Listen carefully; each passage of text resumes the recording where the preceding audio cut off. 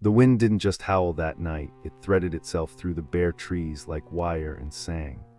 Emma Cross took the final bend of the unmarked country road with both hands tight on the wheel, watching rain claw at the windshield as if trying to get in. The GPS had given up 20 minutes back. The last bars of cell service had vanished even earlier, swallowed by the hills and a sky the color of bruises. She was alone, and exactly where the letter wanted her. It had arrived 3 weeks ago, no return address, heavy paper that held the cool of whatever drawer it had slept in for a century. The handwriting was patient, almost tender. If truth still matters, come to Ashwood Manor before the last full moon of summer. The house will open for you. The silence is ready to speak. A black and white photograph slipped out behind the words. A manor with towers like broken teeth, windows pinned shut, ivy braided tight as rope. Emma had worked the archives like a ritual, drawn a blank in every catalog, every librarian's memory. Ashwood didn't exist, except it did on that paper, and now through her rain-smeared windshield, rearing up from the moor like a wound that refused to scab. The iron gates hung an inch ajar. They shivered on old hinges as she nosed the car through and killed the engine. Wet gravel swallowed her footsteps. The air smelled of rot and moss, and strangely, lavender that had forgotten itself. The front doors yielded at her touch with a sigh, heavy and intimate, as if they recognized her. Darkness ate the last of the day. Emma flicked on her flashlight. The beam climbed a ruined chandelier that crouched like a dead spider, stroked 2 staircases curving up like ribs, painted the faces in the frames along the walls, thin-lipped men and women whose eyes had drifted and warped under decades of damp, until they looked like masks that had wept and hardened that way. She lifted her recorder. August 25th, she said softly. Ashwood Manor. Interior is intact enough to be dangerous. The house feels alert. She swallowed, not hostile, yet something creaked behind her, a floorboard complaining. She spun. The foyer gave her only shadows and dust motes. Typical. Houses like this always wanted the first move. The library waited to the left, vast and vertical, its shelves marching up into darkness. Most of the books were furred with mold. When she touched one, the cover dissolved like burnt paper. But a pedestal near the center held a single book with no dust on it. Whispers of the Forgotten. She opened it.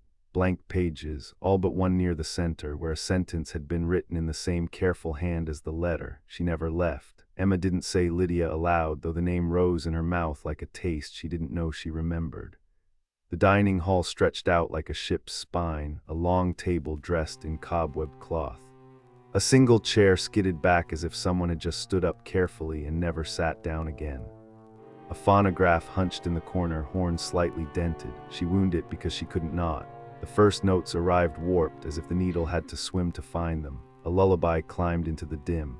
Lullaby for Lydia. The voice, thin and tender as old tissue, threaded the name through the room. Emma flinched. She didn't know why. The notes bent, drowned, died with a pop like a knuckle cracking.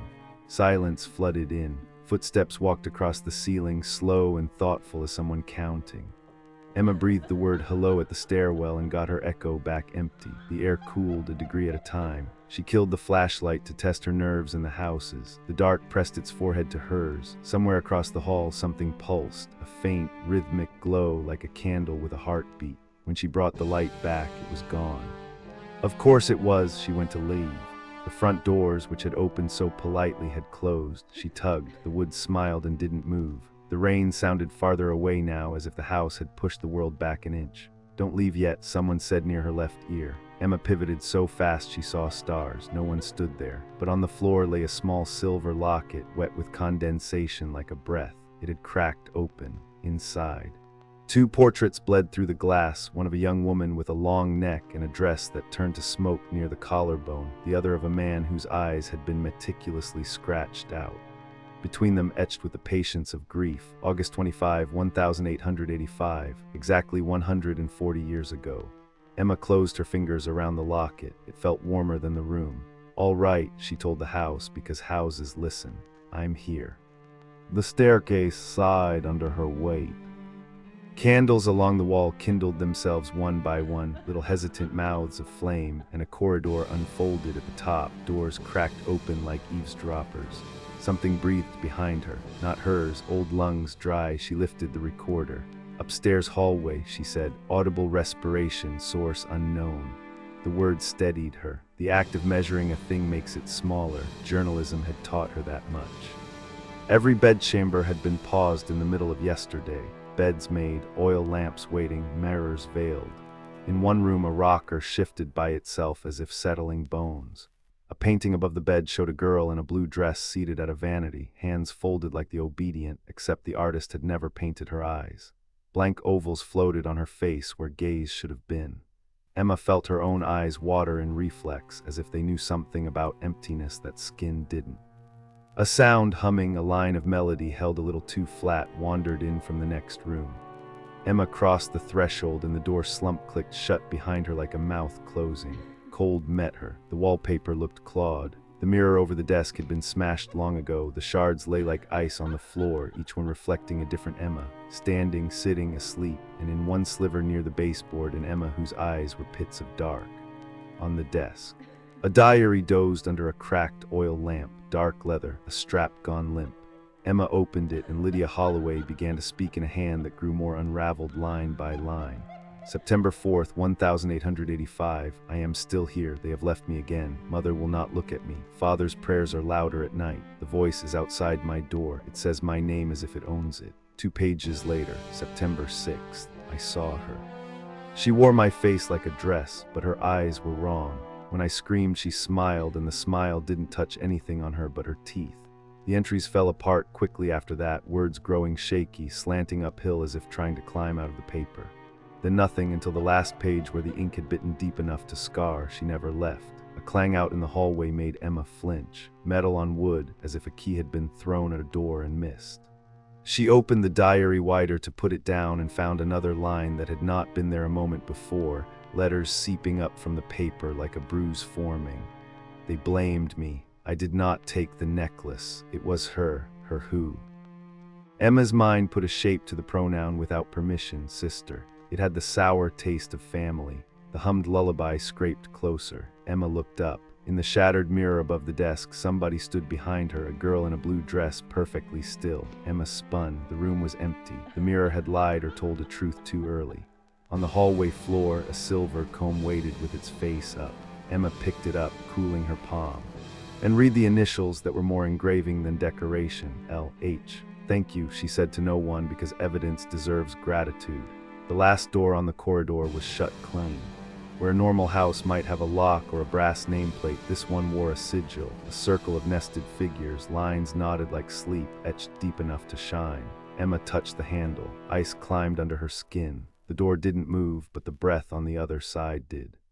Why did they lock me away? A voice asked through the wood. The question wasn't angry. It had been asked too many times to be angry anymore. Emma backed away. The portraits on the wall had sharpened while she looked elsewhere. The painted eyes tracked her like cats with only their gaze moving. Back downstairs, the phonograph had politely reset itself. Emma wound it because compulsion is a form of gravity. The lullaby returned. And this time a child's voice tried to thread its way through the notes and kept snagging. Lydia sleeps, Lydia cries, Lydia watches with hollow eyes. The record slowed, the world tilted. The needle turned backward, hissed, and began to speak in a whisper that crowded the room.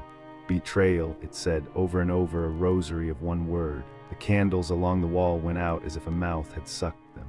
The dark came close enough to fog her breath. The ash on the wall took a long, careful breath and wrote, she was never mad. Okay, Emma said into the dark, then tell me what she was. The answer didn't arrive in a voice this time. It arrived in a direction. Back in the library, a hinged side behind a row of collapsed encyclopedias. Emma's beam found a shallow cabinet. A small wooden box sat within, roses carved on its lid and a lock shaped like a heart. She lifted it. No gears ticked when she opened it. No automatic music spilled out. Instead, a folded letter waited inside, the paper thin enough to feel the ridges of the handwriting beneath. To my dearest Lydia, let this song remind you of our secret. No matter what they say, what they do, I will find you again. Always, see, the locket, the scratched eyes, the careful initial, Charles, groundskeeper, music tutor. A hungry world had 100 ways to be cruel to boys named not our kind. A memory touched Emma's shoulder, the locked door, the sigil. She tucked the box under her arm and climbed the stairs. As she approached, the carved knotwork on the wood glowed a low, tired gold. As if the music box's nearness had reminded it of its function, the latch yielded. Lydia's room had not rotted. The air smelled of lavender kept in a dish under a bell jar that no longer made a seal. Paintings soft as breath hung on the walls, a woman dancing alone with her palms open, a lake twitching a path of light, a field deliberately out of focus as if memory had blurred it to save itself. On the vanity, a note lay as if someone had been waiting with their pen poised. Emma, read with the care given to last words. If you have come this far, then you believe me. Behind it, a page from the diary had been pressed flat and saved as if the page itself were a relic. They found us in the garden. He kissed my hand. I smiled. Mother screamed. Father locked me in without a lamp. He said I had let darkness into me. He burned the letters. He made Charles disappear. They said I was unwell. Then they said I was unclean. Then they said I was unholy. They could not keep their story straight, only their door. The music box began to wind itself, gently at first, as if remembering how. The melody rose, the same thread she had heard downstairs, but here it was clearer, as if the room knew it by heart. She didn't see Lydia arrive. She simply realized the room had been asked to hold one more person than it had a breath ago, and it had obliged. A girl in a blue dress stood by the wardrobe with her hands folded correctly and her eyes wrong only because they knew too much. They were not empty, they were exhausted. Lydia, Emma said, her voice a rasp that surprised her. I'm here. The girl lifted one hand slowly and pointed at the wardrobe. Emma opened it. A rope lay like a sleeping snake at the bottom, frayed, stained in a way that needed no imagination. The wall behind it had been scratched. Short raw marks vertical and then slanting as fingers grew tired, and then gouged marks made by nails when patience ended and animal survival began. Emma's knees thought about leaving her. She put her hand on the wardrobe's edge because wood holds. You were innocent, she said. You were in love. Lydia didn't speak. She looked at Emma with the consideration of someone measuring a container to see what it can hold. Then she smiled. The room warmed like a held hand. The candles breathed out and didn't come back. Emma looked up at the ceiling without meaning to, and when she looked back, the space where Lydia had been was full of air again. On the vanity, one more page waited. Thank you for listening. Not enough, Emma said. Listening isn't the same as telling. Where did they put you?